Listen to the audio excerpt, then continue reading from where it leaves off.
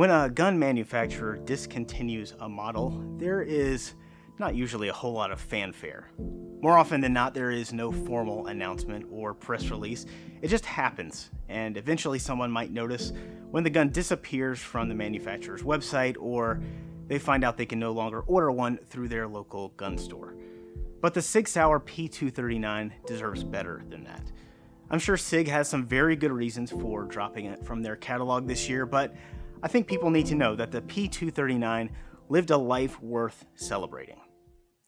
In the 1990s, concealed carry was just becoming legal for the very first time in many parts of the country, and there was new demand for small, concealable handguns.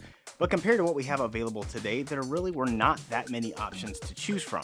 For example, the whole category of slim polymer 9mm micro pistols that are so popular now didn't even exist back then.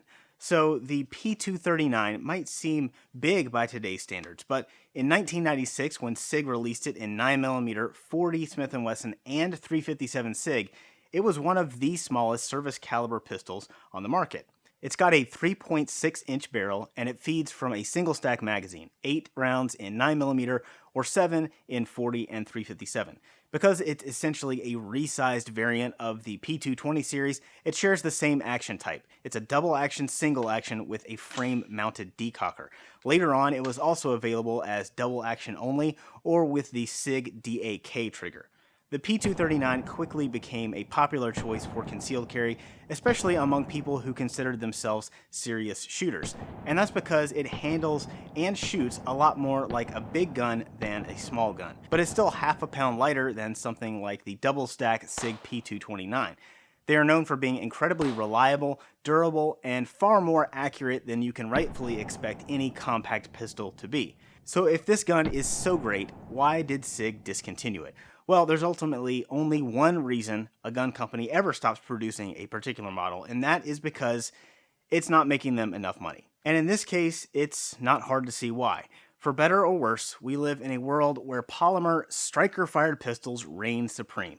These old metal-framed double-action pistols are heavy, they're expensive to make, and most of the ones that still sell are full-size models that not many people actually plan to carry around all day.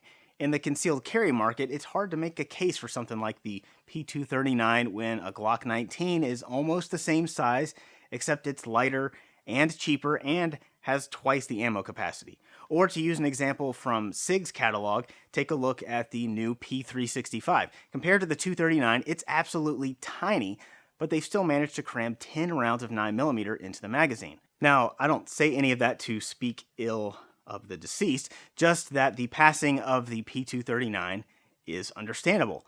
But this gun is just as capable today as it was 20 years ago. And if you're a weirdo like me who actually prefers double action, single action pistols over other action types, the P239 remains as one of only 3 realistic options for a compact single stack 9mm. The other 2 would be the Springfield XDE and the also discontinued Smith & Wesson 3913. It might be outclassed in a lot of ways by newer and smaller guns, but it's far from what I would consider obsolete. It's every bit as reliable as any of the more modern designs, and probably more so in the case of the pocket-sized pistols. It's not hard to find holsters that'll fit this gun, and the sights are the same as those on the P226 and 229, so you've got plenty of options there.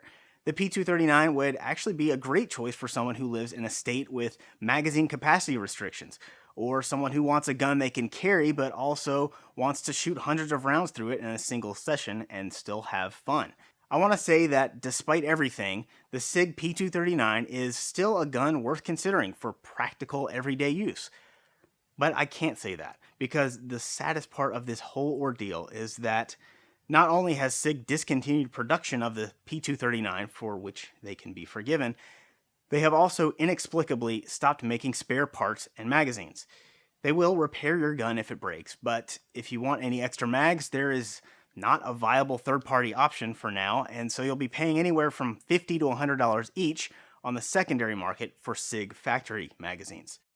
Pistol magazines take a lot of abuse. They wear out, and they should be replaced at periodic intervals, just like tires on your car. Now, personally, for any gun I plan to actually carry, I want to have a bare minimum of 6 magazines, 2 that are designated for carry and 4 that are only going to be used at the range. Ideally, I would have 10 or more, especially in a single stack pistol. So I have a really hard time recommending a gun that has iffy magazine availability. If you just have to have a P239 anyway, there is a workaround for the 9mm version, at least for the time being. The Sig P225A1 magazines are still in production, and I have read from multiple sources that they will work in the P239. The base plate sticks out a little bit at the bottom, but the body of the magazine seems to be essentially the same. Now, there's no telling how long Sig will keep making those, so I would jump on that sooner rather than later.